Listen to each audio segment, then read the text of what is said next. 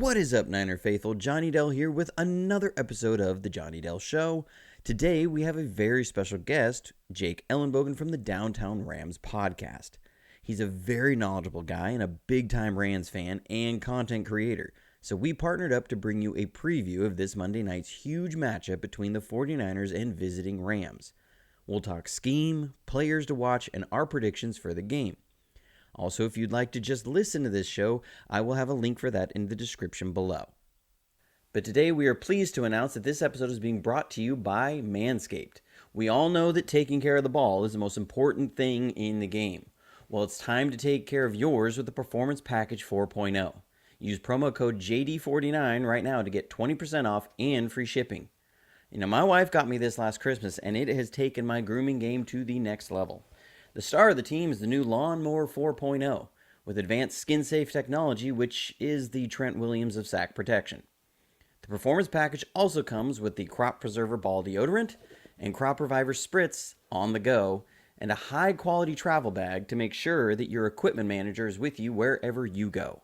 Check out manscaped.com now and make sure to use promo code JD49 to get 20% off and free shipping today. You're watching JonnyDel's Football Academy.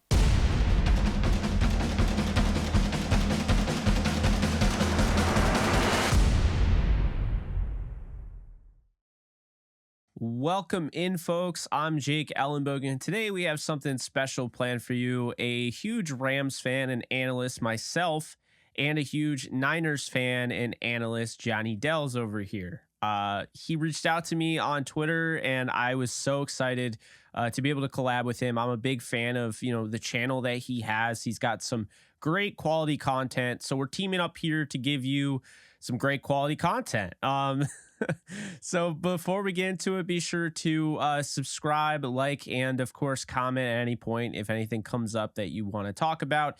And let's dive right in. What's up, Johnny?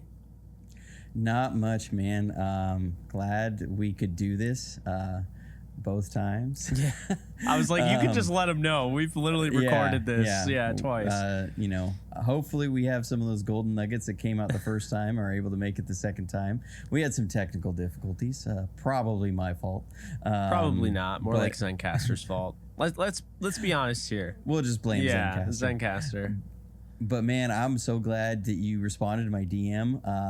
I was like, man, this guy's got a blue check mark. He's going to think I'm just some crazy guy that's bugging at him. So, I just sent him a message, said, hey, I'm a 49ers film guy. I'd love to watch the film and analyze the game. And I saw he does some really good stuff on his end. The same thing. I thought, let's have a meeting of the minds and see if we can't have a good preview for both of our audiences. And bring the other team's perspective for what is going to be a rivalry game here on Monday night. As 49ers fans, we like to believe that the Seahawks game is the real rivalry. I think that's more just because they keep beating us and we keep losing and we hate them. But the Rams, to me, are the real rival because the Seahawks, let's be honest, last year, they were not in it. When you have both teams from the same division in the NFC Championship game, and it comes down to a 3-point game, and it's who's going to go, face off for the Super Bowl title. That is a rivalry, and so thank you so much for accepting the idea.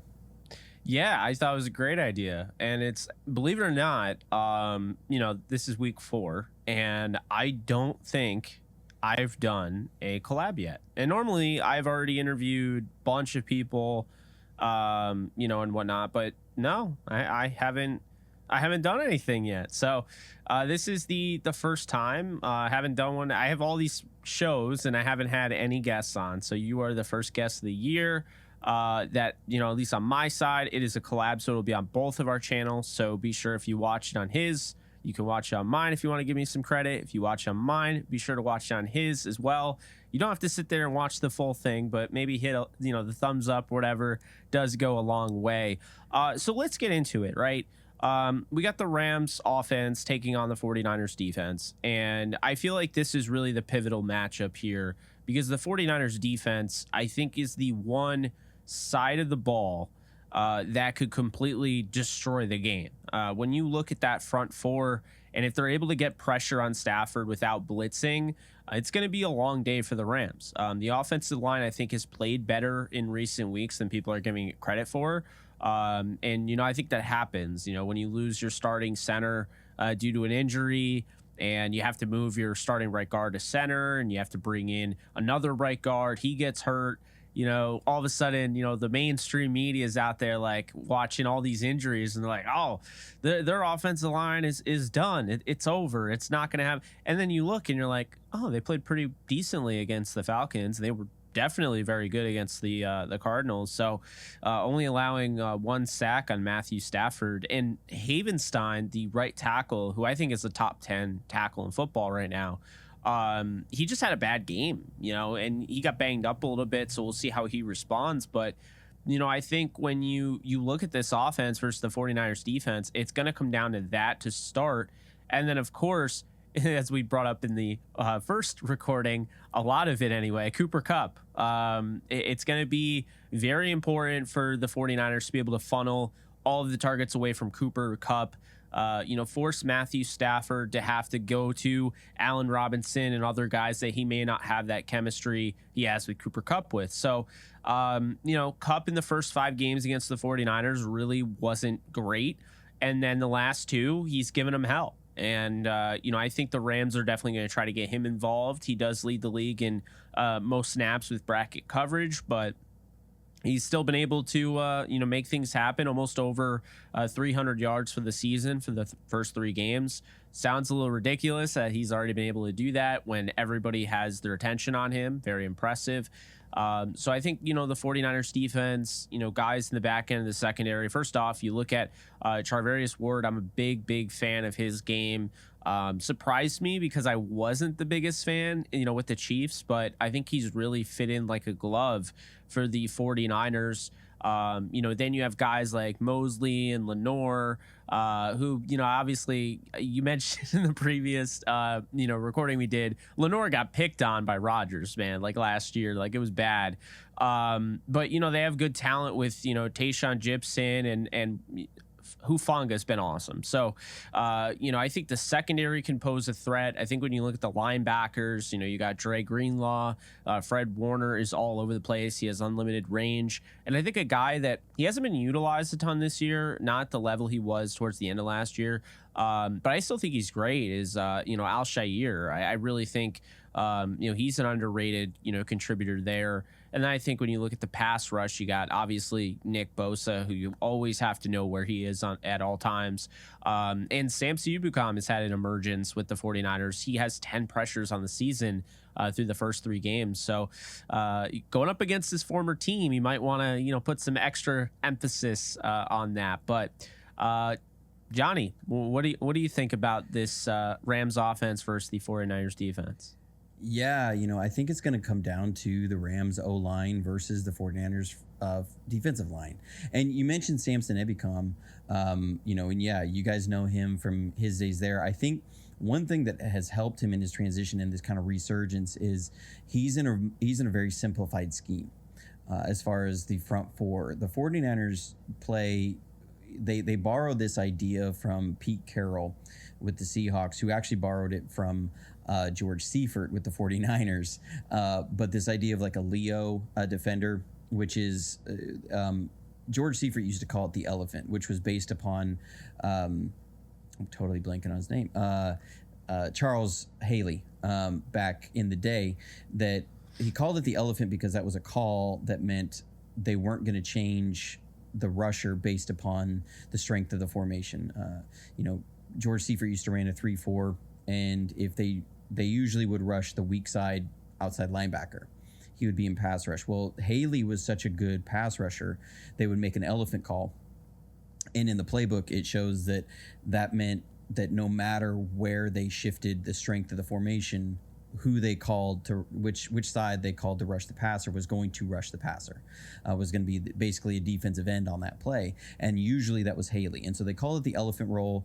Pete Carroll ended up calling it the Leo roll, which just meant it was an L word or E word for N or end, which just meant somebody on the flex side or the side away from the tight end. The 49ers like to put Nick Bosa in what they call the big end, which is somebody over the tight end. That's for run defense purposes because he's a bigger guy, and that means if he's going to be taking on double teams out there, if he's going to be responsible for having to play both in-out techniques, that he will be able to handle that. That means Ebukam only has to worry about the weak side edge. So he's able to just first set the weak side edge and then go rush the passer. So his job has been much more simplified there. He's not having to worry about either side. And they're constantly trying to scheme him onto that flex side. So I think that has given him a very just free to use his speed, use his burst to just do what he does, and that's why you're seeing an elevated performance. I think he's not a guy that's going to be a standout defensive end, but as a role player in that role, he's able to do that. He gives you that speed off the edge to match with a Nick Bosa. And so how does LA do that? Because if you decide to then make Ebukam the big end, and that's harder on him, well, now you've left Bosa without the ability to chip him. And how do you then, and he's such a game-changing guy. It's like Aaron Donald. Those are guys that they can change your game plan. You have to game plan around them. You cannot expect one-on-one your guys to beat them long-term and to do well in the game. The linebacking core for San Francisco is a very strong linebacking core. I know I'm a little biased because I'm a 49ers fan, but I really do think they have one of the best linebacking cores in the NFL. Now, they are banged up. Al-Shaair is most likely going to miss this game. He went out during the Broncos game, and Flanagan Foles, his backup, has been in, and he did not practice yesterday, Shaair, so I doubt he's going to be playing Sunday. But against LA, you guys like to run a lot of 11 personnel. You've been moving more to that kind of hybrid role. We talked about that in the first recording.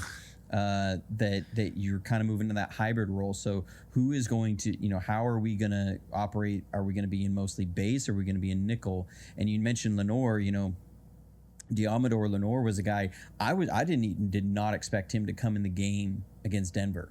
It had been Samuel Womack, our rookie, who had been in there the first 2 weeks, and they said Lenore just really flashed in practice because when he was an outside corner last year, like I'd said, he got picked on by Aaron Rodgers, and he didn't start another game the whole year. He got absolutely abused by Aaron Rodgers. That was a game that we lost to Green Bay, where Aaron Rodgers drove down the field with 37 seconds left and beat us. And he hit two big passes to Devontae Adams. And the second one that ended up putting them in field goal range was one of the most egregious lapses in coverage I have ever seen by a corner, because we were playing a cover 2 zone and he played it as a cover 4 zone, where cover 2 zone, it was 2-man, and he played it like cover 4 zone. He had safety help over the top, and so when corners do that, they're supposed to play with an inside technique in a trail position because they have help over the top. He literally played with a 5-yard cushion the whole way, just backpedaling on like a 20-yard dig, and his safety is even farther back because he's supposed to be the deep help. And he literally just gave Adams a 20-yard dig route that they hit and kicked the field goal, and it cost us the game. He did not start the rest of the year. Didn't hardly see the field the rest of the year. So, I was not expecting him to come out, but then he showed up in Denver and played phenomenal. We were able to hold Denver's offense to 9 points. Their other 2 points are from the play we shall not speak of. It was such a horrible cascade of events. Why your coach calls a blind rollout play action pass from your own 1.5 yard line, I don't even know. And then how your quarterback doesn't realize that he's, after that rollout, he's only 3 yards away from the back of the end zone and doesn't decide to dirt the ball. Just throw it away, man. I don't get it. That was one of the most embarrassing moments in 49ers history right there. But it's going to come down to can we create pressure, like you said, with the 4-man rush? Because if you can't do that, then you have to blitz Stafford. And like you had said, Stafford is very good against the blitz. He throws into the blitz, so he's going to exploit it. And Cooper Kupp, you can't expect to guard him in space like that, because if you're blitzing, you're giving him more space to operate, and they move him all over the field. And he's particularly dangerous in the slot, because you give that guy a two-way go in space, it's over. I mean, it is over. And I've been really high on Cooper Kupp for a long time. Actually, he was my draft crush that year. We did a mock draft on a forum I was in, a 49ers fan forum for a while. And in that mock draft, I was given the Eagles, and I picked Cooper Kupp in the 3rd round and George Kittle in the 5th round. You got George Kittle in the 5th round? I could not believe he fell. That was my draft crush. Him and Chris Godwin are who I wanted. I have never asked anybody who's been following me since 2016. I don't know if I've ever liked a prospect as much as I like George Kittle, because I'm like, what is there not to like? This guy, clearly he's being held back by CJ Beathard, and then you guys draft him 2 rounds before George Kittle, and I'm like, the reason you even got him in the 5th round is because CJ Beathard was his quarterback. I mean, it was mind-boggling. Anytime you can get a player out of Iowa, they have to block. Everybody has to block at Iowa, so you have that like aggression right off the bat. I interviewed Kittle, so like I had the privilege to talk with him, and like he went through his whole story, how like some of his credits didn't transfer, so like he had to take like extra like summer school like classes and whatnot. And he's just like, first thing he told me, he's just like, yeah, you go to Iowa, you have to know how to block. He's like, that's like their moniker, like you have to know how to block. And it wasn't the blocking that necessarily, just being able to block, it's the way he did it. Like, even if this guy never ends up becoming a good receiving tight end, all I was thinking was, he's not just putting guys onto the grass. He's trying to put them through the grass. Like, he's trying to put them 6 feet under. And I just could not stop watching him on tape. It was one of the most fun, tape watch I think I've ever had with any prospect. So I fell in love with him. And then you saw the one-handed catch with that seam buster over the middle. That shouldn't have had to have been a one-handed catch. He's wide open, and CJ Beathard like overthrows him. It's just stuff like that where I was like, this guy's special, man. And then he went in the 5th round. Sean McVay drafted Gerald Everett in the 2nd, and I was sitting there like, you got to be kidding me. Like, this is Sean McVay's guy. Like, you talk about blocking, and then you get this guy, and then they're talking about, well, Gerald Everett, he sees a lot of Jordan Reed in, and I'm like, because Jordan Reed's the best tight end in the NFL, right? I mean, like, come on. We had him in 2020. I know all about Jordan Reed. I mean, the guy is more like a glorified wide receiver. Yeah. And that's interesting Everett, because, kind of. Right. I think that's the biggest difference you see between McVay and Shanahan, is that McVay really leans into the passing game. And I mean, that's obviously, you see the passing game production is through the roof, and he likes those big name targets that can do everything in the passing game, and he's constantly wanting to bring on the firepower for that, whereas Shanahan is all about the running game.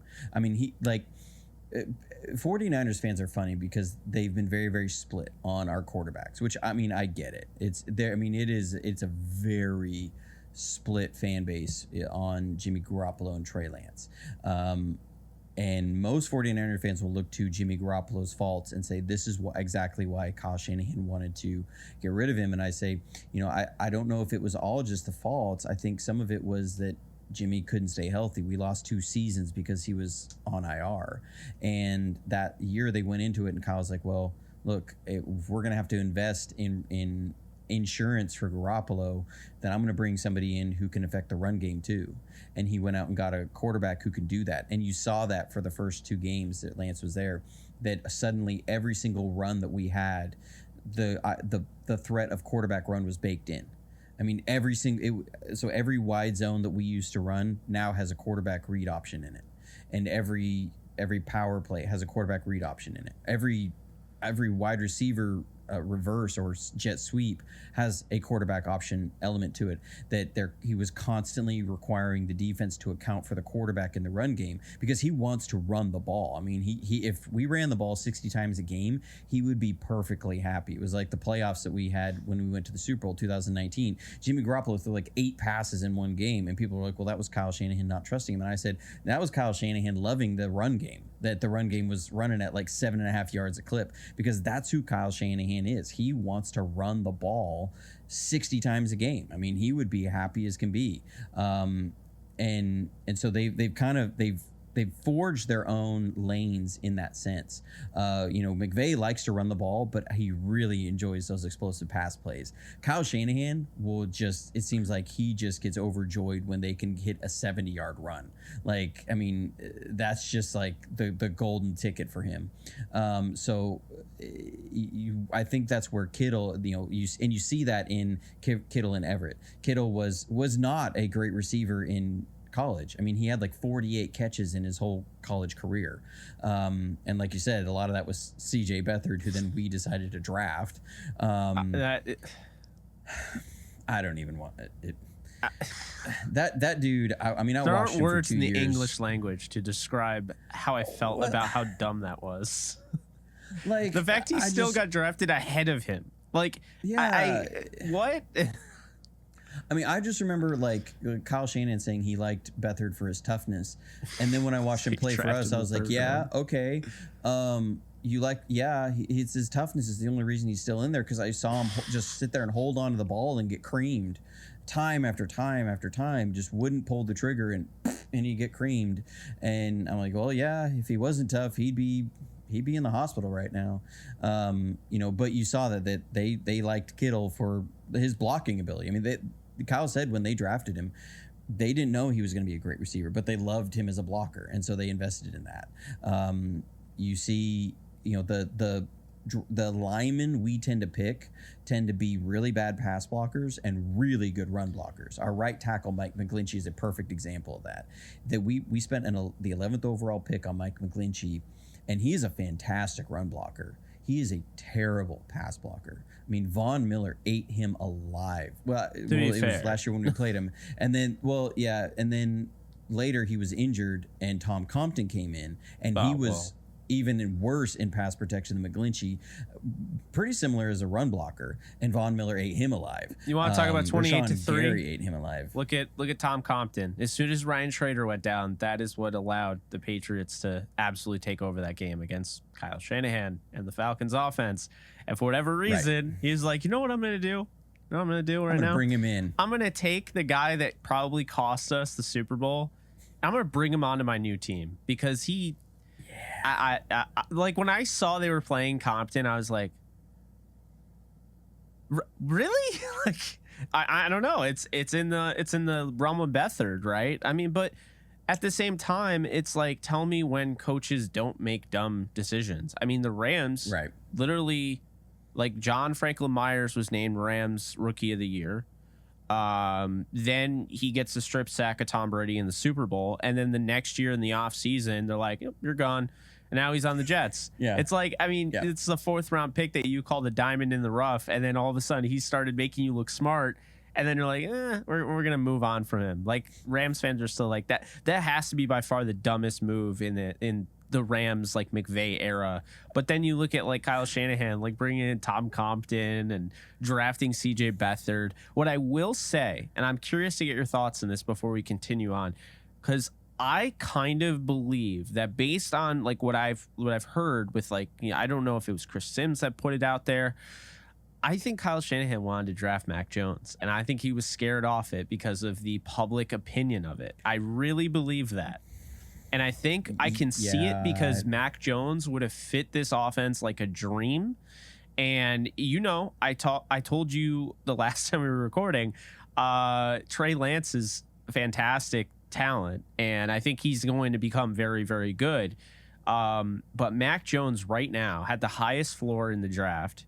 And I look at him and I'm like, I know now he has the back injury, so he wouldn't be doing anything this week. But but if he was on this team with Debo and Brandon Ayuk and Danny Gray and George Kittle and the running back, I mean, not gonna lie, like they might win the NFC West if they had him right now, because he's like, he does everything that you like about Garoppolo, but then he also can throw the deep ball, and he also, I think he makes better decisions, and I think he's somebody that right now in New England just doesn't have the weapons. So I'm curious what your thoughts are on that, because that, I think Chris Sims said that, and he and Shanahan are tight as can be. Yeah, now he said that he didn't have any insider information. He said that, that wasn't from anything Kyle had told him, but it was just his feeling. Now, I don't know. I know before the draft, I thought it was going to be Mac Jones. I mean, I really did. There was a lot of Justin Fields talk, and I was looking at it going, I don't see it. I don't see what Shanahan does in his offense fitting with Justin Fields, and you're seeing that in Chicago right now. That Chicago is running that same wide zone scheme. I mean, when I was watching the tape from week 1, it was like watching our own offense, like as far as the plays. I mean, it was as West Coast as you get, and the wide zone and everything. And Fields has not looked good in that offense. That's not it. I don't see him operating really, really well in that kind of an offense, because of his limitations as a passer. Now, Trey Lance shows a lot of the good signs that you want to see. He needs to get the reps. I mean, like you pointed out the first time we recorded, he only played one game in 2020 that was a showcase game where, I mean, nobody had really practiced. Nobody had really put in time, and, it wasn't the greatest game. And now we're sitting here, as us on the 49ers side going, okay, we're going to be going into him next year in year 3, and he's played a grand total of 4.5 games, 5.5 games in 3 years, 6.5 games in 4 years, and you're already most of the way through your, halfway through your rookie contract window. I think what it was is that they knew when they drafted up that at minimum they were going to pick Mac Jones. That's what I feel like. I don't think they had fully finished the evaluation process. I think they were looking at, okay, if worst comes to worst, if we're just getting somebody for insurance on Garoppolo, the transition from Garoppolo to Mac Jones is seamless, because they're going to be a very similar style quarterback. The playbook is going to be 100% the same. And like you said, you have a very high floor with Mac Jones, because, I mean, I live 70 miles from Tuscaloosa, so I watched a lot of Mac Jones when he was in college, and I liked him from the processor side of things, because he was physically limited. He had to be a really good thrower and a really good passer, or else he would not have functioned. But the way his processor was just there, and he just has an ability to work an NFL style offense. And so I think that the original plan was Mac Jones, but I think as they were going through the evaluation process, one thing that you pointed out, and that I've seen with Trey Lance, is that he's generally pretty careful with the ball. He's not reckless with the ball, and that's one thing that Garoppolo can be, is very reckless with the ball. It's not. People always think that he doesn't see some things when he throws these bonehead picks over the middle. He sees it. He just thinks he can beat it. And I mean, because I'll see him, they'll run a cover one robber, and I'll see him see the robber and then try and look the guy off real quick and then jam it in there, because he thinks if I just look over here that the guy's going to move and I'll be able to jam it in there, because he's got that lightning quick release, and that gets him in trouble because they won't always move, and he'll jam that ball in there and it's picked. And the pick he threw against Denver is a perfect example of this. The Broncos were in cover 3 Mabel, the backside safety. It's a buzz coverage, so the backer's in the flat, and they got the safety coming down into a hook curl, and he doesn't have any route on that side to occupy him. And Debo is running a dig across the field. He's coming behind the Sam, and he's coming into that, where's that going to be, that safety hook curl zone, and he sees that Debo is closer to him than that safety, and that window, it looks like it's open for about 1 millisecond, and he tries to jam it in there, but it's too tight, and that's why it gets bumped up, and tipped up, and then picked. He sees it. He just thinks he can beat it, and that's been him. And he's so aggressive on that, and he can be reckless with the football. Lance isn't reckless with the football. Plus, he gives you something in the run game, which, like I said, Kyle wants to run the ball, and so that's that kind of situation going forward. Going back to our defense and your offense, I think, like you said, Cooper Kupp. I mean, that, like, he's the guy. He's the magic sauce there.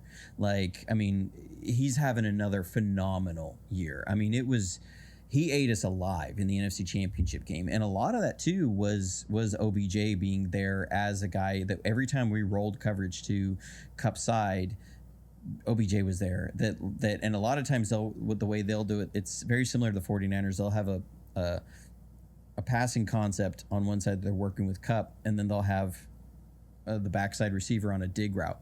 And it's not all the time, but man, he hit like 3 digs to OBJ, and we just couldn't cover him. And it was because you're rolling that coverage one way, your corner has to be outside leverage, and it's there, and he's beating our Mosley every time. That, man, it was so frustrating because anytime you didn't roll coverage towards Kupp, I mean, he was catching it. And it's outside, it's inside, it's close, and he's a great blocker. And I mean, he is a special talent. I don't think there's any doubt he is the best receiver in the league. And to me, it's not really that close. I mean, is he the guy that you're going to line up on the outside and he's a Tyreek Hill and burn you? No, he doesn't have that top end speed, but he is the best route runner by a mile.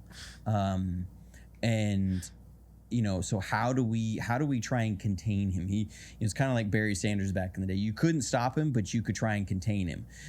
You're not going to stop Kupp, but can you contain him? Can you keep him from wrecking your game plan? And if you can contain him and you can get to Stafford with that 4-man rush, that's when you can have success. If you can't, then it's going to be a very long day. And that, just like we had in the NFC Championship game, 16, 17 play drives that just sap the energy of the opposing team. I mean, that was so frustrating as a fan. And you've been there where you've seen it done to your team where you're just like, where it's play after play after play. Yeah, and you're just like, come on, like 3rd and 3, let's do it. No, they get another, and they just keep doing it, and you see how just saturating that is to your team to have those long drives done against them. And that's something that Matthew Stafford has brought over Jared Goff from before, is that Goff was not the guy who was going to operate a really efficient, quick passing game. He wasn't going to be on the regular, and he could make he could throw some nice deep balls. Jared Goff, wasn't obviously not in the Super Bowl, not to pour salt on a wound. But I was always pretty impressed with his ability to drive the ball down the field, especially outside. But as far as an efficient passing game over the middle, he seemed to always, it just wasn't there.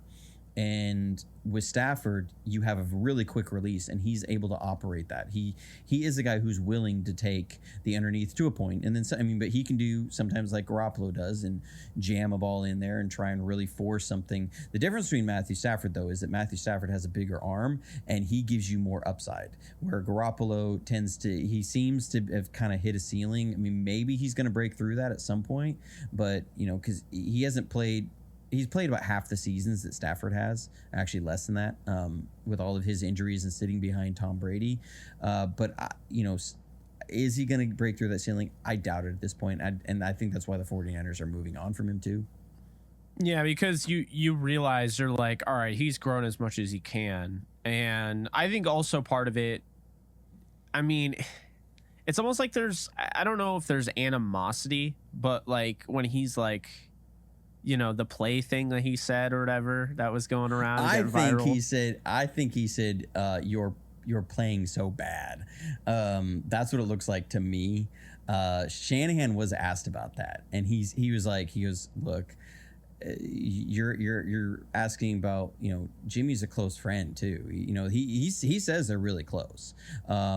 and he's like, we both say things during a game that don't mean anything. He's like, you're asking me to say, what do you think a good friend might have said when he's really pissed at you? I'm sure he was mad. We were all mad in that game. And he said he thought the clip was a joke. As far as why, he's like, I don't even know why I'm being asked about this. They asked Garoppolo. He's like, I don't remember what I said at what points in that game. So yeah, I mean, even if he said it, it's the narrative. But I had to bring it up because it is out there. Oh yeah, I mean it's everywhere. Yeah, well that's I know. I mean, just look at what was it? The Jets like a week ago was Quinnen Williams yelling at his coach. It's like, I mean, I'm sure that stuff happens. Fighting him. Yeah, I think that stuff happens all the time. I think they just don't catch it. You guys have seen that with you guys have seen it with Jalen Ramsey. Yeah. I mean, Jalen Ramsey he hit Taylor Rapp upside the head. There's a fly right in my face. What the hell? Yeah, he hit him. He hit him right upside the head. Like they got into a little bit of an argument. I think it had to do with the Emmanuel Sanders catch that won the 49ers that game in 2019.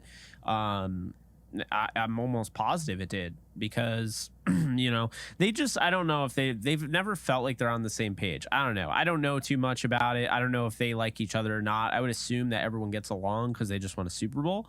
But hey, you never know. That tends to help. Yeah, I mean, that heals all wounds.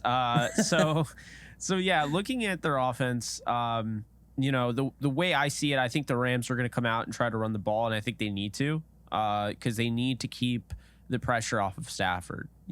If they can establish the run, you're not going to go into this game and be like, oh, the 49ers are too good, like we're not going to run the ball. Like maybe you do that against Tampa's run defense last year, because that was, I've never seen dominance on that level. I mean, I think they held every single running back last year to under 100 yards, every single one.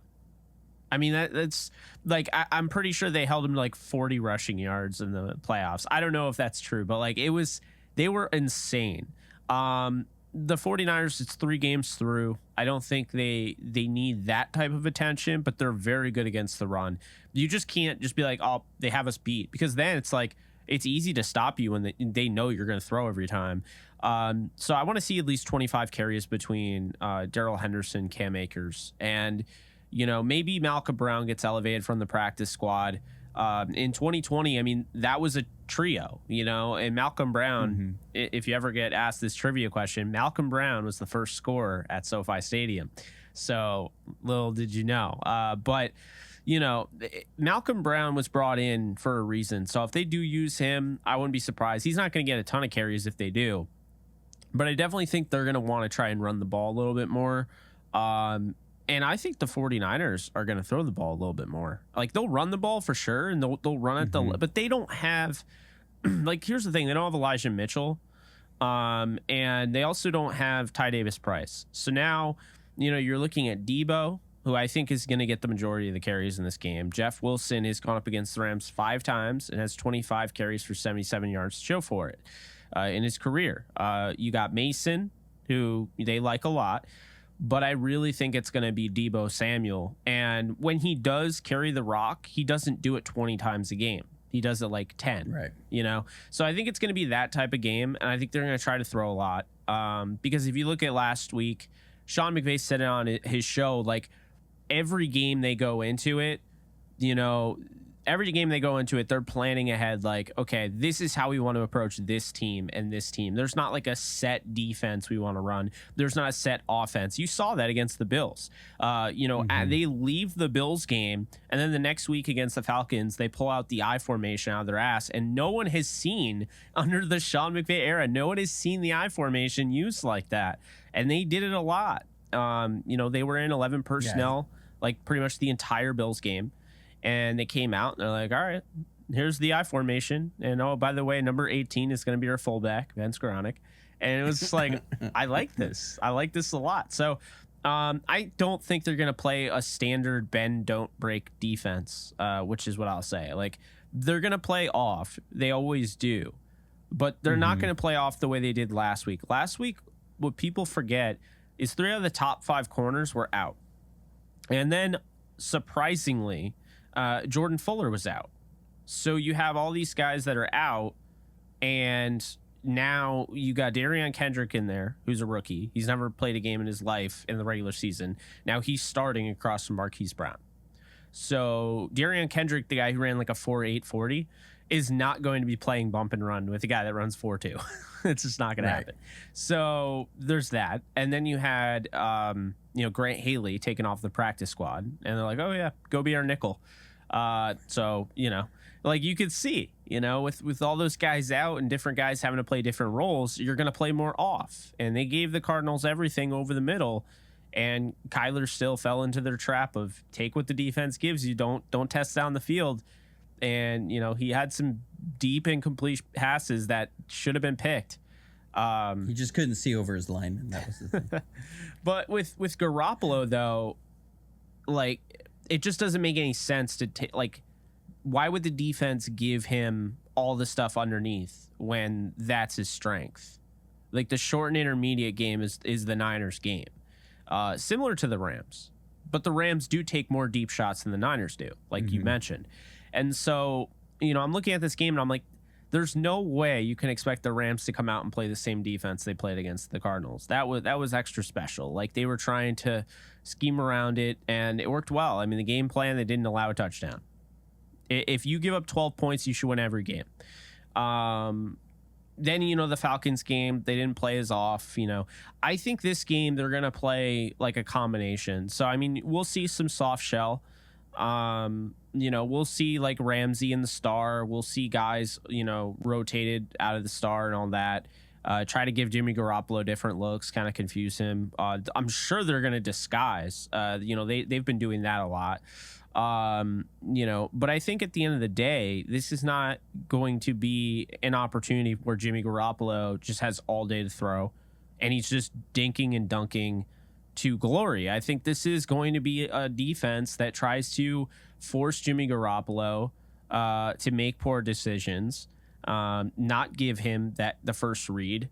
And I think it's going to be like I said, in the previous recording, I think it's going to be an ugly game, where these two teams are really just battling the whole time. And, ugly doesn't mean it's a bad game, right? Ugly means like it's going to be like a hard fought physical, like, not necessarily like a shootout, but more one in the trenches and on the ground. And, and I think that's what's really going to come down to. But, looking at the Rams defense versus the 49ers offense, what are some things that really stand out to you in this matchup? So, one is when you look at the matchup we've had the last number of times, they put Ramsey on Ayuk. And it's like you mentioned that you want to see Ayuk take that his game, he's not quite there. He's a guy that you look at as good, not great. And that's how I've viewed Ayuk for a little while. I was on a show yesterday talking about this, that I said, I feel like Ayuk, he was the 25th overall pick in the draft.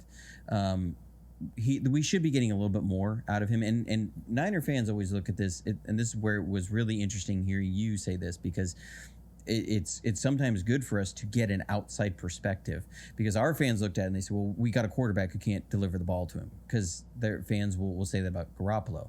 Okay, to a point, but also I've never seen him be a guy that you see him so wide open sometimes that it scares defensive coordinators, as far as, are you worried about if you put a guy in man coverage on Ayuk that he won't be able to cover him most of the game?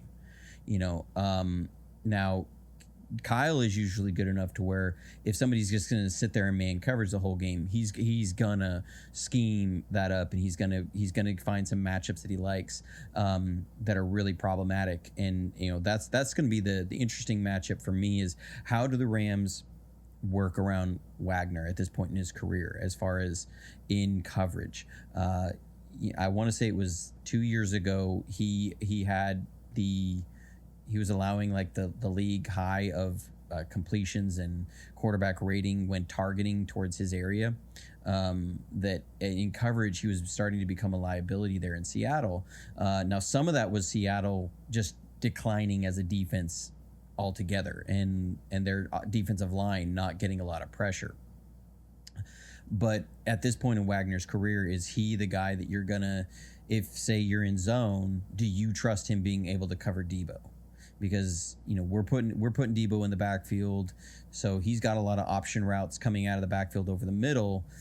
Are you comfortable with Wagner in that spot? Or is that going to be a liability? If you're in man coverage, do you trust him on a running back? Do you trust him on Kittle?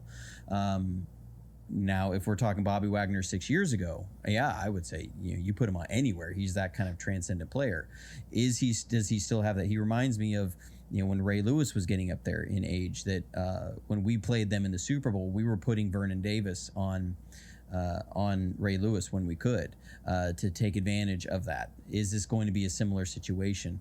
And then how do the Rams then work through that? And because if you are able, there's things you can do to account for that. You can do some of that buzz 3 coverage where you're gonna end up bringing a safety down into that zone, and you send Wagner to the flat. So if the coach is thinking, okay, I got Debo on an option route on Wagner over the middle, all of a sudden Wagner's out in the flat and he's on a safety. That's a different story. And now you've beaten what the coach is trying to do to you. If it's going to be in man coverage, do you end up going with cover 1 and having Wagner as the lurk defender, so he's not having to be in man coverage? Those sorts of things. Are they going to be doing that? Where is that trust? Because he was the guy that was brought in to solidify that middle of that defense a little bit more, especially against a run. Sometimes you guys weren't always the strongest against a run up the middle last year, and because it was kind of like if people could get past Donald, then you could give some chunks. So Wagner's brought in, and then also just seeing how you gel, because I know you guys lost 8 starters this last offseason. And so how is that gelling going on? And are you going to come with the same defense you had in the NFC Championship game, which was different than the previous 6 meetings? We talked about that. Sometimes the losers of an engagement have the advantage because they can look at what they did wrong and change. The winners are sitting there going, well, we've done everything right, let's keep doing it.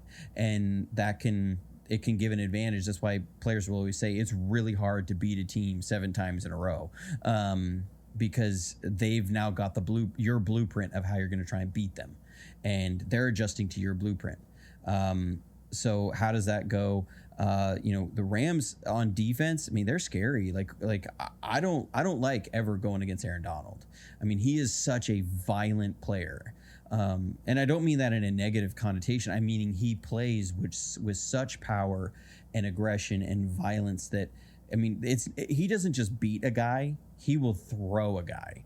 And he doesn't just tackle somebody, he will tackle somebody. And I mean, there is just a different intensity to his game that dude can. I mean, there's a reason he's won Defensive Player of the Year multiple times, and there's a reason he's got the contract he does, because he is a guy. I mean, you have to account for Aaron Donald. Now, we've been able to take advantage at times of his aggression, and you get him going one way and you can try and keep him going that direction. But it's a cat and mouse game. And so, and now we got big Trent Williams out, which, oh man, when you lose the best left tackle in the game, it's just, you don't replace a guy like that. You can't, it doesn't matter who you got on the bench. He's not going to be as good. I mean, it does not matter. And if I'm Aaron Donald, I'm looking at a 49ers offensive line that's got a rookie at right guard. It's got a journeyman guy in Brendel at center who has not played very well. You got Mike McGlinchey at right tackle, who has been a massive liability in pass protection. And now you got probably Colton McKivitz, who's a backup left tackle coming in. I mean, if I'm Aaron Donald, I'm going to my defense corner. I'm saying, put me anywhere, put me everywhere, because like you can now move him anywhere on that defensive line, and we can't account for that. You can't call a play and say, okay, we're going to make sure we double down on the 3 technique on the right side because that's where Donald's going to be. Well, now they can move into D end. They can move to the other D end. They can move to the 1 technique. He can play anywhere on the line. Now you can't account for him. And he can beat every single one of our linemen. There's nobody on our line who I go, yeah, 1-on-1, we can take on Donald. If Trent Williams is in, I would say, okay, at least the left spot, that's probably a draw. That would be a fun matchup, though. Best left tackle in the game with Aaron Donald. I mean, that would be a fun matchup. But at least you could go there and say, okay, we've got. They're not going to put him over there. They're going to find a better matchup somewhere else. Now it's like put him anywhere, and he's going to affect the game. So that will be a huge challenge. And how does your defensive coordinator use him? How does Kyle Shanahan try and counterpunch off that? Because like you said, our offense with Garoppolo is all about over the middle. That we have to get that run game going because it's all about that play action pass, attack those linebackers, attack the safeties in the run game, get him moving, sideways, get him moving vertical, and then hit the passes in behind him. That's what our offense is all about. And that's a lot of why you also see so many passes over the middle, because if you're throwing the digs and the crossers constantly behind the guys that are run defenders in the box, then they start hesitating against a run. And if they start hesitating against a run, there's so many options. Now you've won in the run game, and you've used the pass to open up the run game. But you have to get the run game going first. You have to get them moving. You can't just let them drop back and everything, because we aren't a deep ball throwing team a lot. Now, I don't know if that was going to change a much with Lance. I don't think it was going to be suddenly just bombs away. I think it was mostly going to be the same offense with a few more shots because he is a good deep ball thrower. Yeah. But, is it going to be, because I remember NFC Championship game. We started out the game and Garoppolo threw a beautiful pass down the sideline to Ayuk in stride, and he couldn't stay in bounds, ran out of bounds. That didn't change the way you guys played defense.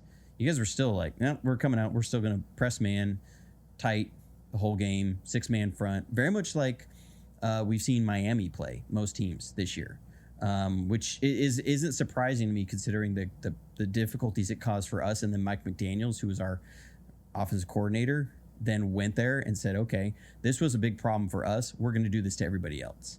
But is that going to be the game plan, or is it, something else? And how does Kyle Shanahan respond to that? That's going to be interesting. It's going to come down to, can our offensive line establish the run? It sounds so cliche, but it really is. We don't have that Cooper Kupp. We don't have that guy that we're going to be able to say, okay, look, they want to stop the run. All right, well, we're going to be able to go to this receiver over and over and over again. We've got to manufacture touches and get the rhythm going. Ramsey's as good of a corner as there is. And yeah, he can get aggressive and he can bust some coverages sometimes. And I'm sure you guys have wanted to pull your hair out over Ramsey, especially week 1. Just the tad. But he's that player though that he gives you a lot of splash plays both ways. I mean, he's going to give you, because he can make I've seen him pick off some Garoppolo a couple times he literally just bailed on his responsibility. It was plays that I was like, dang. There's very few corners who can make that play, and he can do it because he can see it and read it well. Other times he does that and he'll guess, and you guessed wrong, buddy, and it's no bueno. But he can lock people down, and so the Rams are a team that, man, you always scare me. Even when people are like, we beat him 6 times in a row, we got this. I was like, no, we don't. It's the Rams. They got all that power over there. And I remember last year it got really heated. We talked about that 49ers fans were all about SoFi was Levi's South. Oh my God. I hated hearing that. I've never been there. I don't live in LA, and that just annoyed the hell out of me. So I can only imagine how the fans that live in LA who have been there, that love that stadium. I love it too. I just have not been there, but can only imagine how they felt. Let me ask you this. Did it annoy you more with, and maybe you don't want to, answer this a certain way considering your audience. Did it annoy you more with our fans or your own? Definitely the 49er fans. Okay. Yeah, because it was constantly like during my live streams, then all of a sudden it started to come up in my live streams where I have some 49ers fans that are freaking awesome that will show up in my live streams. CG Ruthless. I got Coach T Bates. Probably 2 people that have checked out your channel before. Camper Report. I'm trying to remember all of them. They're gonna get upset if I don't say them all. I'm not gonna remember them all. Not off the top of my head. But anyway, I have people that like the Niners that support my channel, and that's how it should be, right? Like I don't want people that feel like, okay, this is just a Rams channel. I also cover the Jets on that channel, so like I do have like it's open to anyone, but there were some people that were coming in and like just Levi South, this is our house. And I'm like, I just, and then it didn't help when Matt Stafford's wife came out and was like, this was terrible. Matt had to go to a silent count in our own stadium, and because that just encouraged the 49ers fans. They were like, yeah. But I mean, I was sitting there like, but it's the Rams have so much firepower, and they can just take over a game. I mean, if you let them, they can blow you out of the stadium, and they have some defensive players like we saw in the fourth quarter of that game that can wreck a game and take over the game. And, I was as nervous as can be going into that game. Week 18, I was like super chill because I had just hurt my back, and they put me on some hydrocodone, and I was just like, we're fine. I was as chill as can be. I was actually trolling one of our beat reporters on Twitter the whole time with a whole bunch of nasty comments the whole game. I was like, I was high as a kite. But anyways, but like that NFC Championship game, I was just like, dude, this is not a lock. This is not like this is going to be a dogfight. And I expect the same thing Monday night, because you're talking about the Rams are looking at this, that they can take control of the division and put the 49ers in a deep hole. Yeah. Because if I'm the Rams and I'm saying, okay, who do I got? Who's the biggest threat to me in this division? I'm saying it's the 49ers. Not even close. Arizona far. tends to just completely falter at the end of the season every year. You can just count on that. Seattle is a mess. Yeah. And so if I'm them, I'm saying, look, we have a chance to go 2 games up with the tiebreaker on these guys. They have to win 3 more games than us the rest of the year. Like, this is the game. And if you're the 49ers, you're going, we cannot get in a hole. We went in a hole last year. We cannot do this. And our backs are against the wall. I mean, Sunday night was as bad of an offensive performance as you've ever seen. And so it's like, look, this is going to be a brutal fight. And it'll be entertaining, to say the least. It will. Yeah, I really think, I mean, it's Monday Night Football. It's in San Francisco. You look and you're like, all right, they haven't beaten San Francisco in San Francisco since 2018.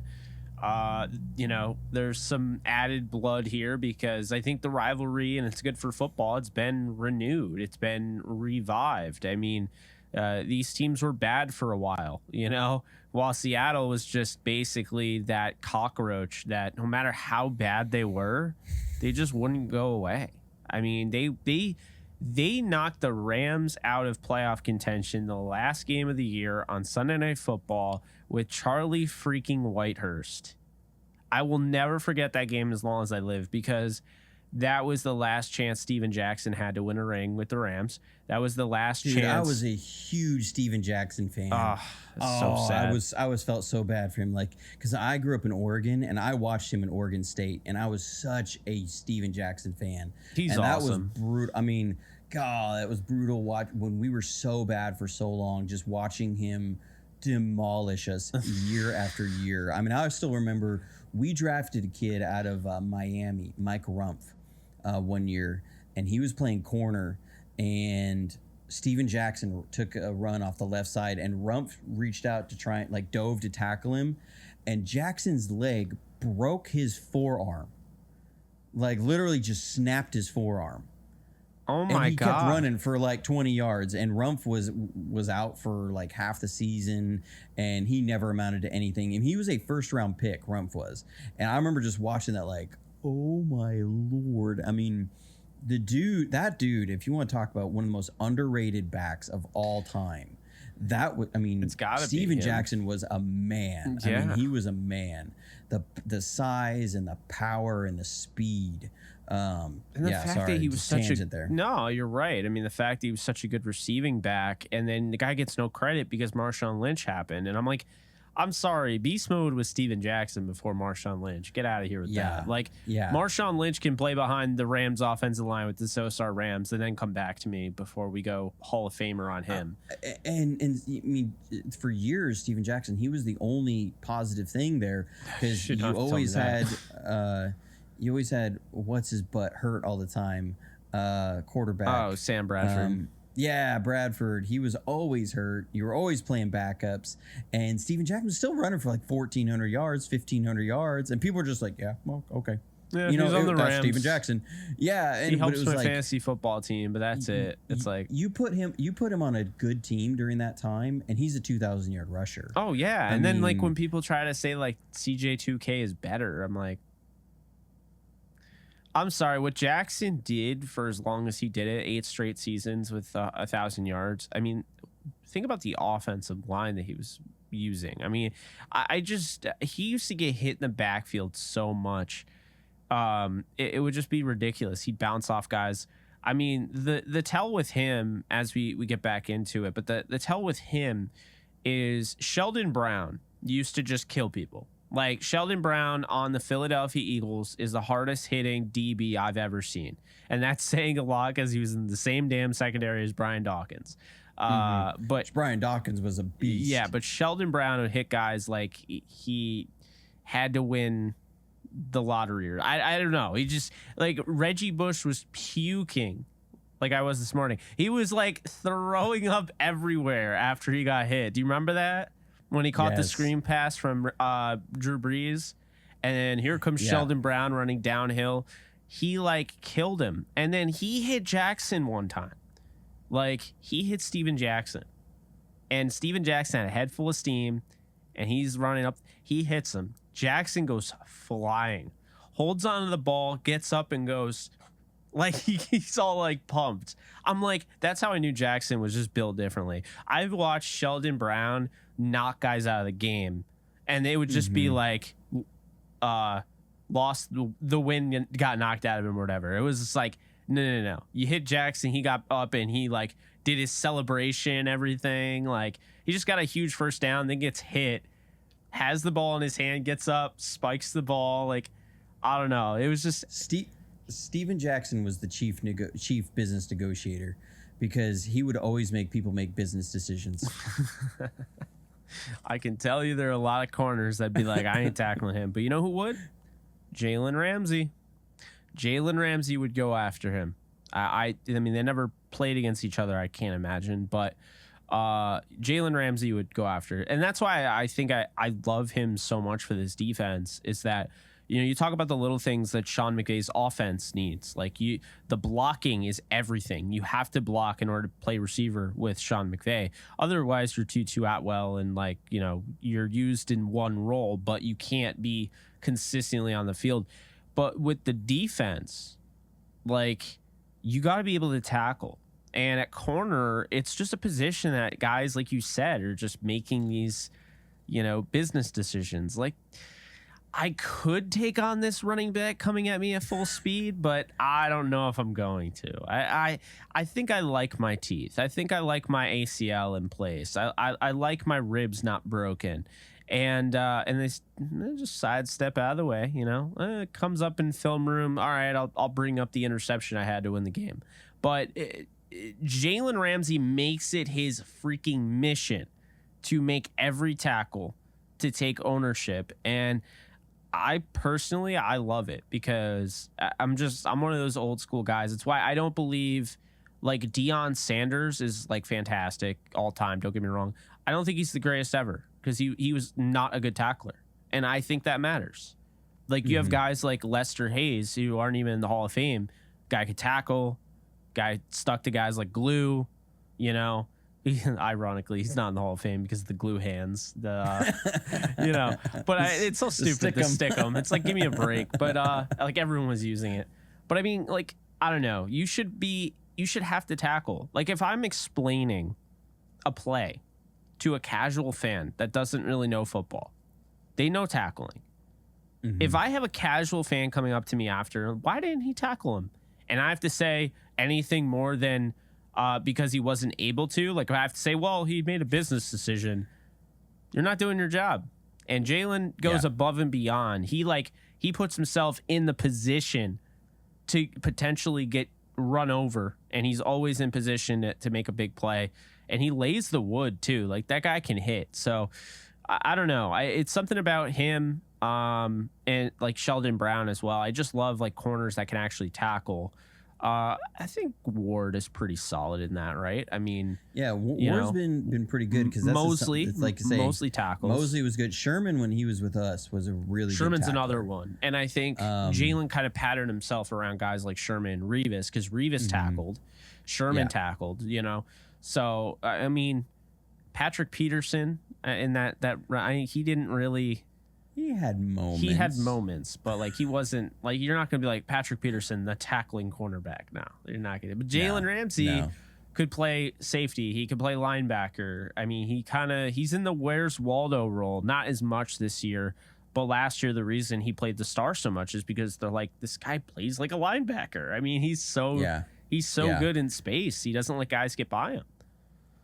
And you know that was something too.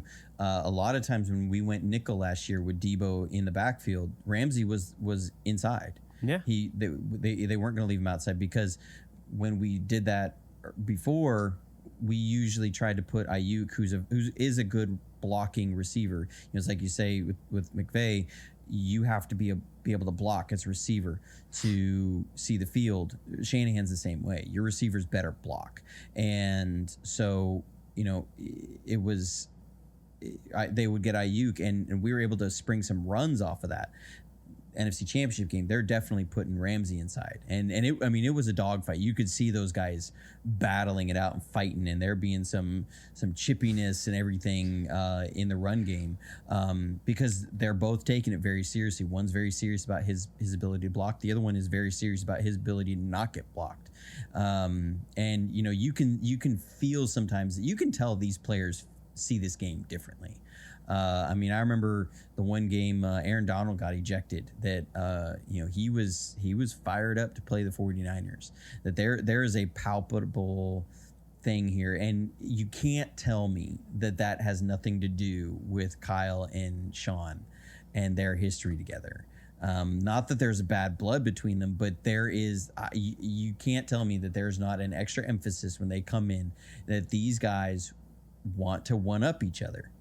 I think it feeds into the team. There is an ego there. There is, and both these guys are going to constantly have their careers compared to each other.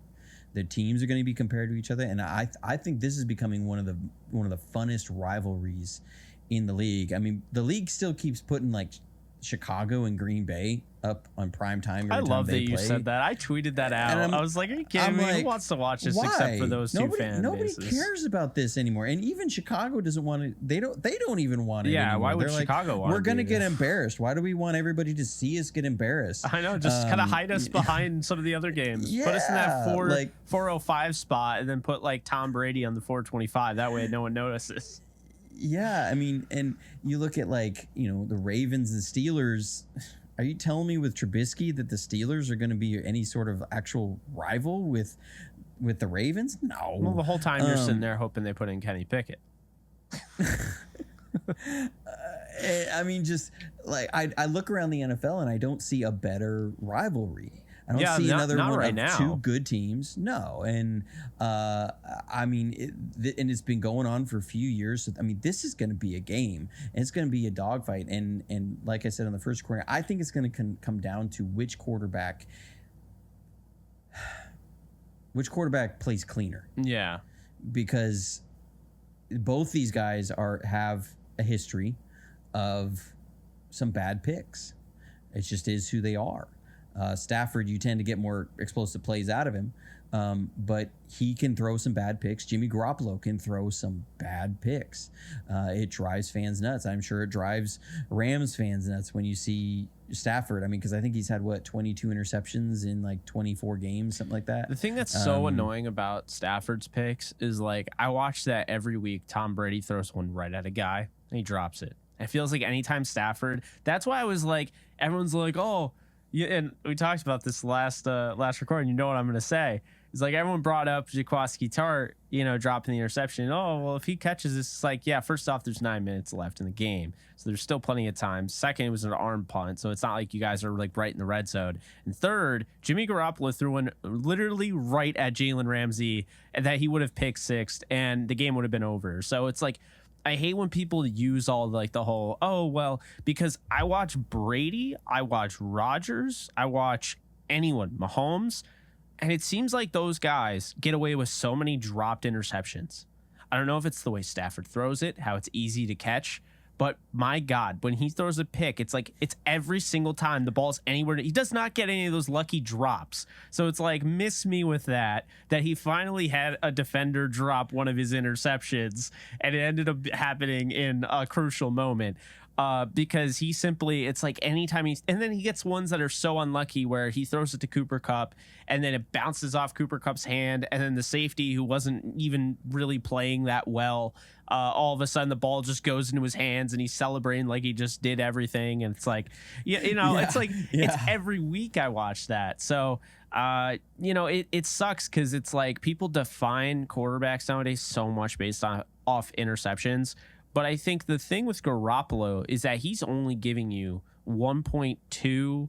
It's like 1.2 touchdowns a game. I think it's 1.5 touchdowns a game per every time he plays the Rams. He's giving you 1.2 interceptions. Stafford averages 0.8 interceptions per game against the Niners, but he averages 2 touchdowns per game. So that's a half touchdown difference. And, he plays better against other teams for sure, but I don't think he plays poorly against the 49ers. And his interceptions, while they've been frustrating in the past, at the same time, it's like I look at the Higbee one against, I think it was Atlanta, that, the Higbee one, that's just not like, that's a bad throw. Like, why bad decision? Why are you doing that? You didn't need it. Why are you doing that? The other one is just really nice play on the ball by Michael Walker. Then you look at the Bills game. Bills game was just bad, But then he has interceptions. It's a throwaway game. Yeah. Then he has interceptions where you throw a deep bomb anticipating that Deshaun Jackson's going to win his matchup early on in the year against the Cardinals week 4. And he just stares up at it and like doesn't try to make a play on the ball. And even still, you have to understand that if you are, he's giving you an opportunity, even if you can't make the play on the ball, you have to play corner. You have to draw like offensive PI. You still have the ball. Like you're going to lose yards, but you'd rather lose yards than give this guy, you know what I mean? You got to do something. Right. And so I just think it's one of those things where, he threw it up in the Super Bowl. You saw that to Van Jefferson. And he was playing hurt, so I'm not going to get too hard on him. But like Jesse Bates goes up and picks it off. Van Jefferson's like staring up at it. You're like, what are you doing? Like Stafford's giving a guy an opportunity. Then you look at the throw he makes to Skoranek over the middle in the Super Bowl, gets flipped up in the air and it gets picked off. And you're like, how did that even happen? He like scooped it up in the air. And so it's frustrating because, like on one hand you watch like Kurt Warner he won a Super Bowl and he won an MVP with the Rams. He threw 38 touchdowns and 22 interceptions when he won the MVP. And it's like, he threw 22. I understand the game's different, but it's like now, everyone is so quick to be like, Matthew Stafford's an interception machine. He had the same amount of interceptions as Trevor Lawrence. But it's like, then people call, like, for instance, Justin Herbert can do no wrong. Had 15 interceptions. Joe Burrow had 14. Josh Allen had 15. When are those ever brought up? And how different is 17 and 15? And how different is 41 touchdowns to say like 33 or 35? Like, I feel like Stafford has more bang for the buck than some of those guys. You know what I mean? And so like that's the thing is like he showed that last year. He may throw 17 interceptions, but he also threw 41 touchdowns. Really, I think the only one that has the argument over that is Tom Brady because he threw more touchdowns and this fly is really annoying, but he threw more touchdowns and fewer picks. He threw 12 picks, so I don't know. It's also like the game has changed. You know what I mean? So interceptions, it's not as much as the past, but interceptions are still aplenty. And, it's annoying because Stafford didn't get a touchdown last week. He had 2 touchdowns dropped. He had a touchdown that he also had that, was overthrown a little bit on Atwell. He could have had 3 in that game. Now, all of a sudden, it's 7-5 instead of, 4-5. It's still 4-5 going into this game. So, on one hand, it looks like Stafford's playing like crap because he's got 5 interceptions. On the other, he has 3 of them in one game, 2 of them in another game. And he played clean football against Arizona, and he is second in the league in passer rating, and he's throwing down the field. He's not just dinking and dunking. So he's a guy that I have defended tooth and nail, even going back to when he was with Detroit, because, I would watch him and I'd be like, I don't see why people have such a pick on this guy. I see a guy with not a lot of talent around him in Detroit. I see a guy that was robbed of his first playoff win against Dallas. That call was terrible.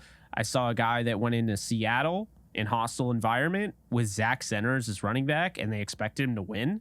And then I saw a guy who scored 4 touchdowns in the playoffs against the Saints and in his first ever playoff game.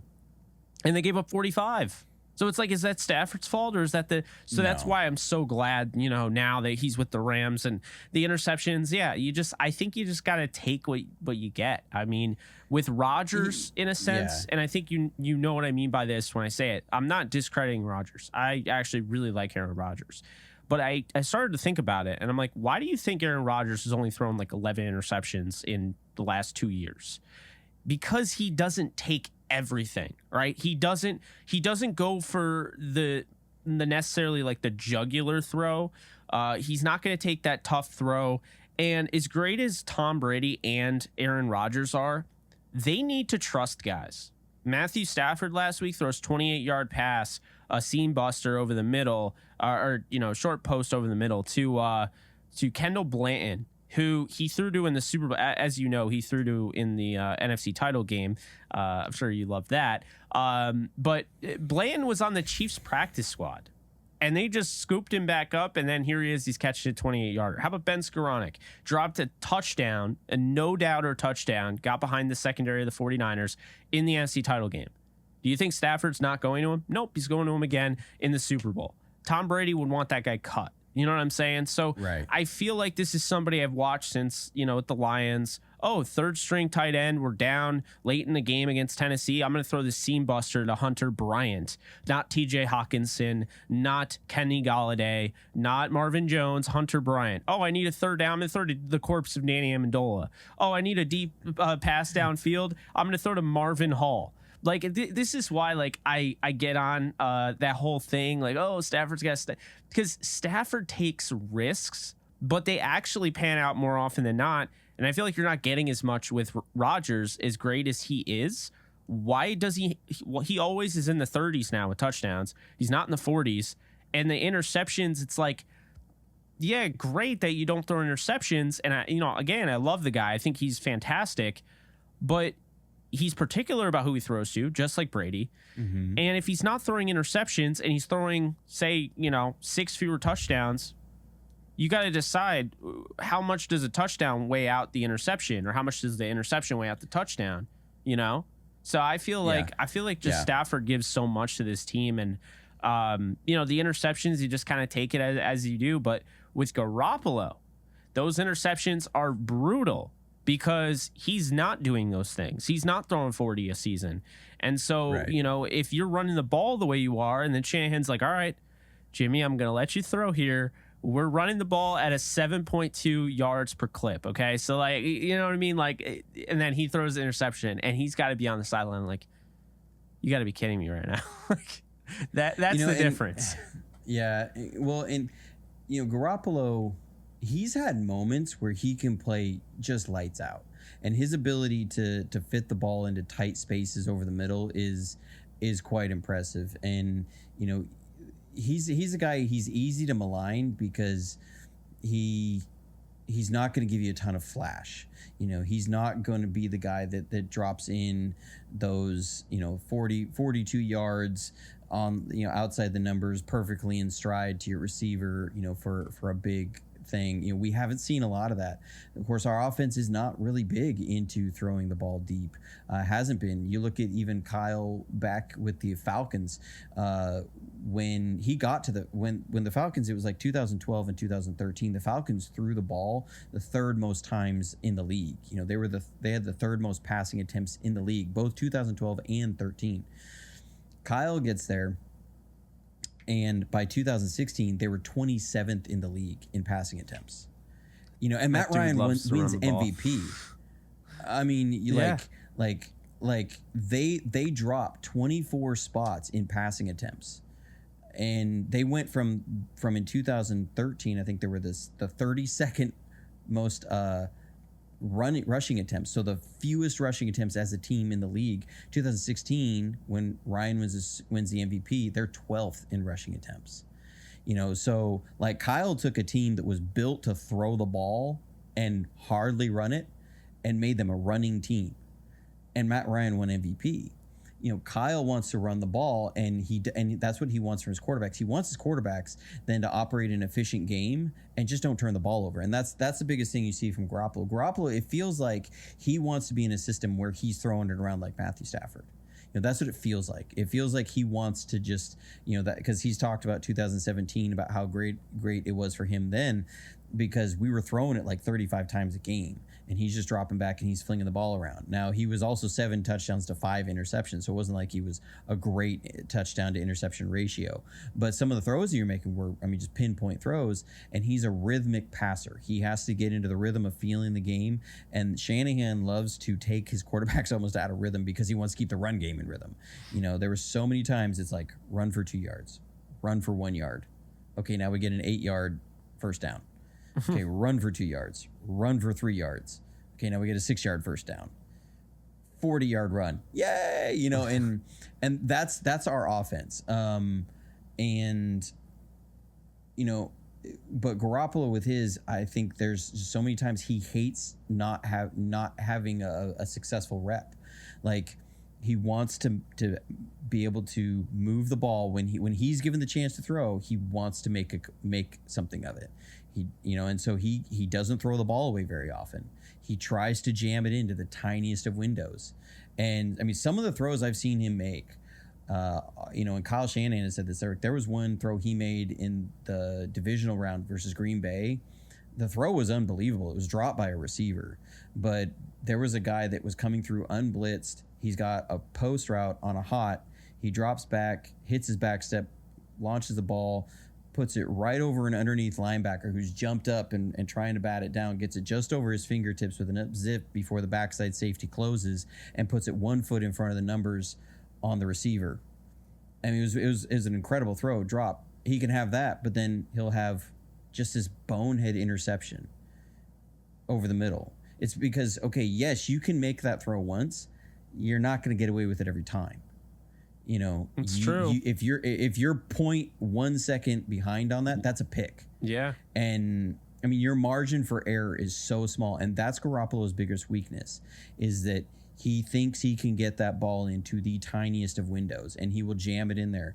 But like you said, he's not giving you those explosive plays down the field, and that's not part of our offense. It's like, Kyle Shanahan's talked about it a number of times. Like, he just needs to eat the play there. Like, it was a bad play call. They beat us on defense. Eat the play. But he doesn't. And that's the most frustrating thing with Garoppolo, and why you'll also see him. Sometimes he'll have really clean games, like Chicago last year. Yeah. When we played Chicago, he puts up like 320 yards, a couple touchdowns. Or I think he ran for 2 touchdowns and threw for another touchdown. And he's hitting an explosive play to Debo. He'll look great. And then he can come out and have like the Colts game the week before that was just god awful. That's the Jimmy G experience. You had the Sunday night game where he's missing busted coverages, but then throws like one of the most beautiful back shoulder throws to our fullback, like 30 yards down the sideline. It was pinpoint down, and you're going, and then you run out of the back of the end zone, like. And that just negates everything, because that's all anyone's going to ever talk about. And it's like, that for us as Niner fans, that's the Jimmy G experience. Like, he can give you a really good play sometimes where you go, okay, there's something to this guy. And then he can turn around and just make a bonehead play. And so I think it's going to come down to, because when Stafford tends to throw picks, they tend to come in bunches. But he'll go games, because he can have that 5-pick game, but he can also go 3 games without any picks and throw like 12 touchdowns. Yeah. So Stafford, like which Stafford is are you going to get, and which one do they force out of him? Because he can be the best in the league almost, or he can be a middling QB, and that's not, I'm not trying to knock your QB. I'm just saying, like, that's what I see. His floor is, to me, usually a little bit higher than Garoppolo's, because Garoppolo can have a really ugly floor sometimes. But his upside is a lot higher than Garoppolo's. And, where is that going to be? Who's going to make that bad decision? Who's going to make that play? Because this is going to be a dogfight. It's going to be a tight one. And can our offensive lines protect the QBs? Like I've said, I do not trust our offensive line against Aaron Donald. Of course, we have a loaded defensive line, but they didn't show up in the NFC Championship game. I mean, you guys, your offensive line played one of the cleanest games I've seen from a team that we'd faced in a long time. I mean, we were on a stretch where we were taking down every offensive line we'd faced for like 10 weeks. And suddenly we got to the Rams, and it was like we could not generate pressure.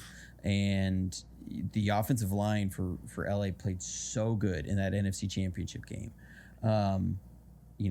Can we force something in there to make something? It's going to come down to the trenches. You got star players on both sides. This is such a fun matchup because, I mean, you got the stars on both sides. You got Fred Warner on one side with the defense, and Nick Bosa, and Hufanga is just looking like the second coming of Palomalu. He's just playing everywhere. I mean, hair included. Yeah, that's true. And but then on the offensive side, you guys got, you got Kupp, and you got Stafford, and you got blanking on your receiver, Robinson, other receiver, Allen Robinson. I mean, I liked Allen Robinson when he was in Chicago. I think it's a matter of time before they really click. I think there's some timing issues there. That's just not quite right, but it's not for lack of talent. So I think that's just a matter of time. And on defense, you guys got Ramsey, and you got Wagner, and I like Fuller as a safety. I think he's one of the most underrated safeties out there. I really like Nick Scott. Now, Scott's been a good player. I watched some of his tape. Fuller, the thing about him is that he's a physical guy. And he's a guy that saved a number of what could have been explosive runs. And so, he has a nose for where to fill and when to fill. And he's a better coverage guy than I think sometimes he's given credit for. But, you got Aaron freaking Donald. Just the most violent player in the league. And man, he's the one that you're always like, can we? I don't know how we're gonna. I'm always curious. Like, Kyle, you better be in your game on this one, man, because you got a beast, a freight train coming at you called Aaron Donald. I don't think Nick Bosa quite scares opposing teams like Aaron Donald does. No, Aaron Donald, like when that's what the difference is like, because interior pressure is just different. Like, it's devastating. It is devastating. You can't step up in the pocket, and now. You're taught, like, okay, I can feel the pressure on the sides. I'm going to step up, give myself a chance to throw. When he takes away that middle, you play into their hands. So now you have, Vaughn last year coming off the side. You have Floyd coming off the other side. I mean, it's like, all right, well, now we got to just dink and dunk at this point. It makes our offense incredibly easy to telegraph and just ordinary. And I think that's the thing is Aaron Donald can turn your offense into an ordinary offense. Oh yeah. And it's like, Nick Bosa will affect things in that and we saw this, we've seen this before, is that there's so much chipping. He gets so much chipping. He is the most double teamed player in the league. I saw a graph on that it wasn't even close. His double team rate was way above everybody else's, and a lot of that is the chipping. They're chipping him with tight ends, you're chipping him with receivers, they're chipping him with running backs. Now the thing that does end up putting guys out into the pattern later than normal, so it changes the passing concepts that you can have. It makes it harder to stretch the zones. You end up having to then, if the defense doesn't bite, you end up having to dunk a lot of the way. So it can be similar. Denver was struggling with that. They weren't able to stretch our zones quite the same way because they're constantly chipping Nick Bosa. So he can affect that, but he's not going to affect quarterbacks as far as the interior pressure, like you're saying. Donald has that ability to get it to where quarterbacks are like, man, I can't step up. I can't, it's going to be 3 steps and it's got to be out. And that lets your defense sit on so many things. And then if your defense is able to press well, like Ramsey is one of the best press corners in the league, that it fits all together. And that's why I always look at the Rams and go, man, I don't see us just running points on them, because this is a tough defense they've got the pieces in there to work well. The question will be, for me, with the Rams defense, are the role players. The guys outside of the star roles, DT number 2, that kind of thing. Your Will Backer. Those guys, are they going to be able to step up and not be picked on? And how will that go? Because you did have a lot of turnover, and the Rams have you also see these are 2 teams that have a very philosophically different way of building the teams. Us 49ers fans for years have been every time you guys make a big splash trade, 2 first-round picks or 1 first-round pick, we trade for this guy. Every time we'd be like, yeah, they're in win now mode. They can't do this forever. We've been saying that for 6 years. Okay. We've been saying you guys can't do this forever for 6 years. Yeah, they can't do this forever. And yet you still are doing it, so it's we're on our side, we're build through the draft, but we've also had a bunch of first round picks that haven't exactly lived up to the billing of first round picks. And I'm like, okay, well, which way are you going to do it? Are you going to... Could be Seattle drafting 9 running backs. Yeah. But we had Reuben Foster and Solomon Thomas didn't work out. Mike McGlinchey, to me, has not been a number 11 overall player. That's out fair. Of his draft. Is Brandon Ayuk a 25th overall player? I think he's good. I don't know if he's lived up to that draft billing. Nick Bosa obviously has. Javon Kinlaw, he's been good. Is he a top 10 draft pick? Hasn't been that yet. Now, he was injured all of last year, but he should be, by the time he's done, he should be in that category of which you talk about as one of the top interior defensive players. I think he could get there, but he's not there yet. We have had a lot of first-round picks that haven't turned out. You guys have been able to acquire really good players and talent with those first-round picks. There's just 2 different ways of going about it. Both teams are stacked with talent, but they built 2 different ways. One wants to throw the ball a little more, wants to run the ball a little more, but same offensive system. It's a fascinating matchup. No, it really is, and I think, to wrap it up, I think the Rams are going to win 24-18. I think this is an ugly game. I think it's going to come down to the wire. Because I understand, final scores can always be kind of, they don't tell the full story, right?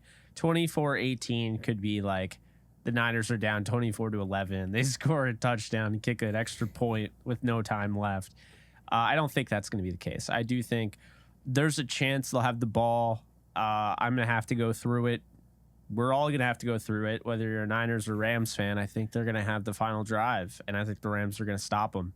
I think it's going to come down to, pressuring Garoppolo, forcing him into, a turnover or even just a turnover on downs. And I think that's how it's going to go. The Rams have had a lot of experience, probably more than any team in the league, playing on 4th down. Because, I don't know why, but Cliff Kingsbury, I'm convinced, doesn't like using a punter.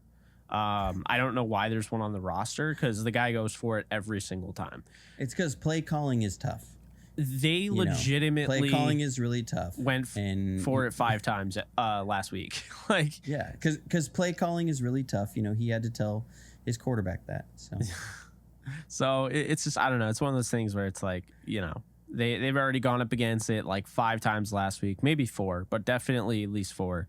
So 4 times on 4th down. Then the week before that, the Falcons are trying to come back. They go for it on 4th down. I think a couple, and I think the Bills went for it on 4th down too. So the Rams have definitely. I'd be absolutely shocked if any team has gone up against a 4th down conversion attempt more than the Rams, and so I think that'll put them in the driver's seat. They understand, what's expected of them, and I think they can pressure Jimmy Garoppolo into a turnover on downs or just an outright turnover. Maybe you get the pick 6, Jalen Ramsey, that we're supposed to see. In the NFC title game. Who knows? But I don't know. I think regardless, this isn't going to be a game where the Rams just come in and blow them away. And I don't think this is going to be a game where the 49ers come in and blow them away. Fly is driving me insane. But, I think when you look at it, I mean, these are 2 teams that know each other very well. The last time, I mean, even before the NFC title game, the Rams dominated that game and let the Niners back into it in the second half. So if it's like that, I wouldn't be surprised.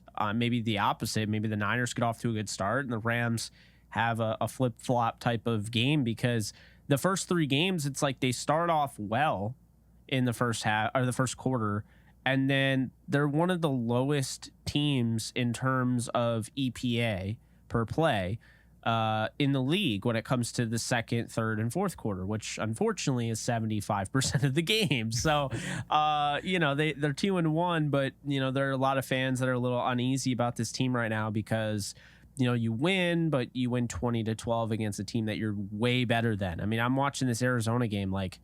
They're this close, really, last week to having a 41-12 or 41-18, whatever type of game.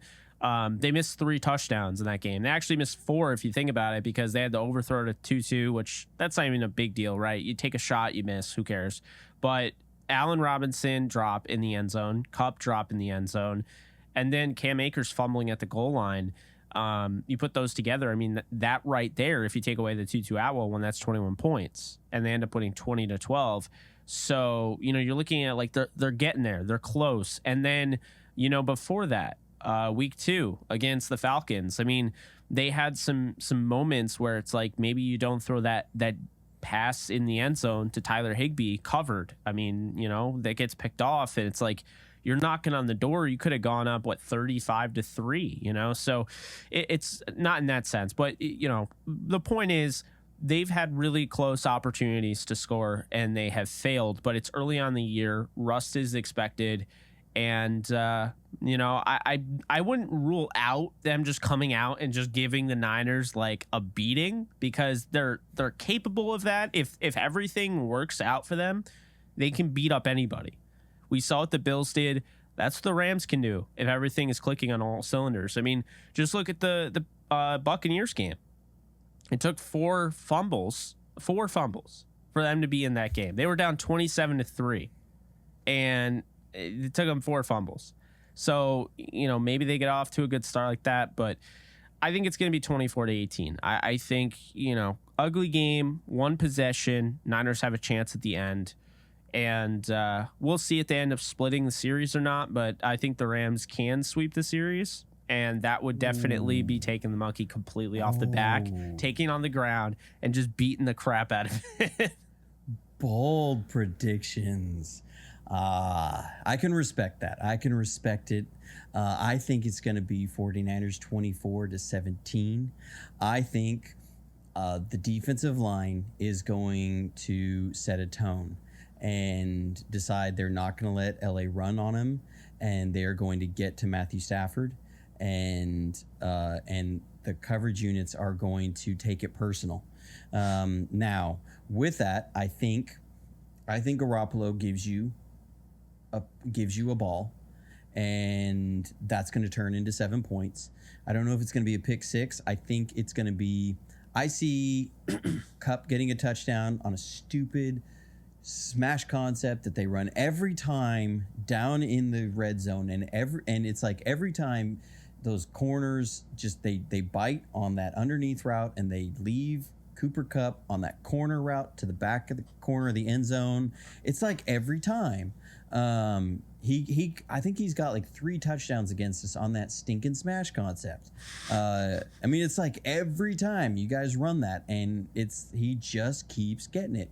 So I think he's going to get one on that. I think Cam Akers is going to score a rushing touchdown, and I think there's going to be a drive that you get close but not quite and kick a field goal.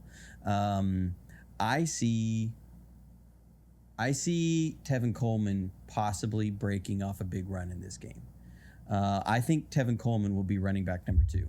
You guys got Tevin Coleman back? We do. We have Tevin Coleman back. I didn't know that. He didn't play in Denver because he has sickle cell. Okay. So Kyle didn't want him to play in the altitude with his sickle cell, but he was a guy who was with us. Now what he brings, he's not an overly solid, like he's not going to get you 3 yards every time. He's the guy that'll get you a loss for 2 yards, a loss for 3 yards, and then hit a 60-yarder. He does have the ability to be a home run hitter. I think he's going to hit a home run in this game. I think he's going to get a touchdown. I think Debo gets a touchdown somehow, whether it be a trick play, like what we saw the pass to Juwan Jennings. I think we're going to see a trickery play in there somewhere. I think Garoppolo is going to make the unexpected throw somewhere where the Jimmy G experience is going to come up. You're going to have the turnover, and I think you're going to have a tight window throw to Kittle somewhere, and then a field goal. Other than that, I think it's going to be a dogfight, and it's going to be one that comes down to, can we get an explosive play in the run game?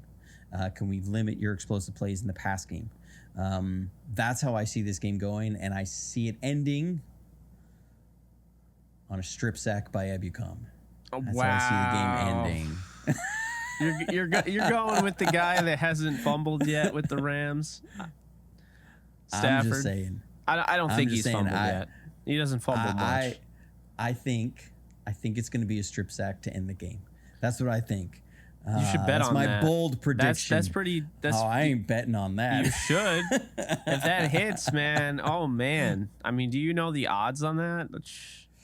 They gotta be high. The odds are 100, so they gotta be high as hell, because if you think about it, it's like it's Ebukam. You're not even picking you're not picking Bosa.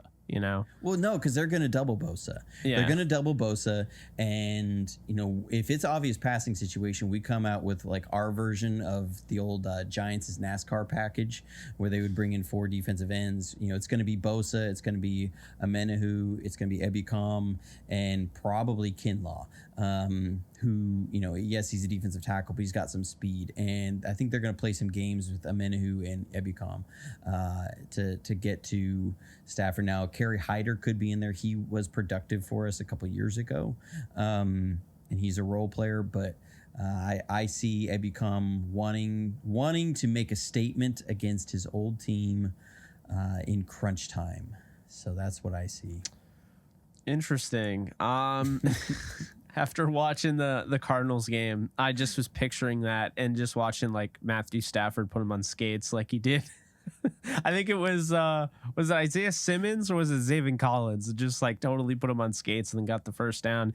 I was like, oh my God. And there was another one where he like circled around and then threw the sidearm. I mean, Matthew Stafford's sidearm, there's not much that's more beautiful than that. But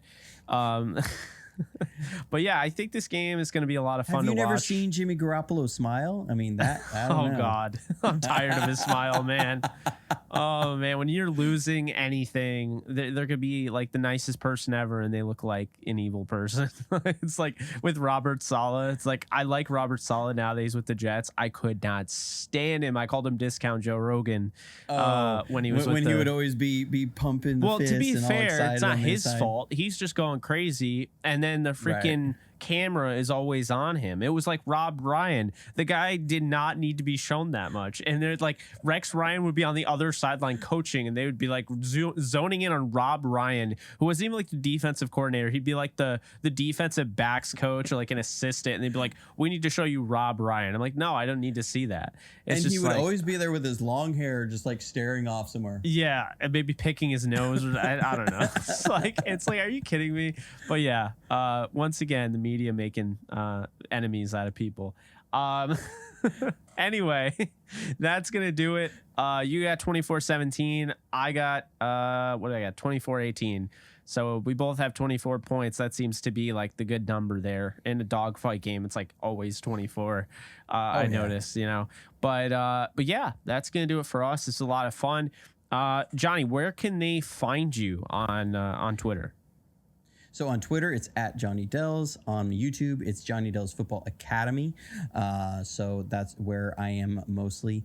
And I will be posting a breakdown review video of the Monday night game from our perspective on probably Wednesday, depending on when I get the film.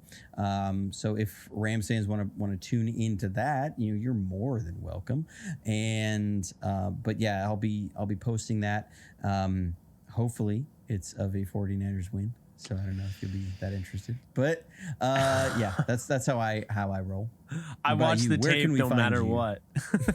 So I mean, I watched the Rams Buffalo game 3 times. People are like, "Why'd you watch that 3 times?" I'm like, I wasn't getting it the second time. I really needed the third time to like comb through. But yeah, you guys can follow me at JK Bogan. You can Google me, Jake Ellenbogen. Find all the stuff there. I actually just started doing the Believe in Rams podcast, so you can check that out. I also have a podcast dropping soon with my co-host Alexis Kraft for the Downtown Rams podcast. A lot of different podcasts, but that is where you can check out all my stuff. If you're watching on Johnny's YouTube, please do me a favor, come over on my YouTube and give it a thumbs up. If you're watching on my YouTube, please do me a favor and go over to Johnny's YouTube and give him a thumbs up. Be sure to hit the subscribe button as well for both of us. And it's been fun, man. We definitely got to do this again the next time they play. It's coming soon. So hopefully we don't have to record it 4 times. And Zencaster doesn't destroy us. Yes. Well, I thank you so much for opening my DM. That was the first step, man. So thank you so much for the collab. This has been really fun. Absolutely. We've spent like the whole day together. So yeah. Well, everyone, you guys take it easy, and we'll be back next time these two play.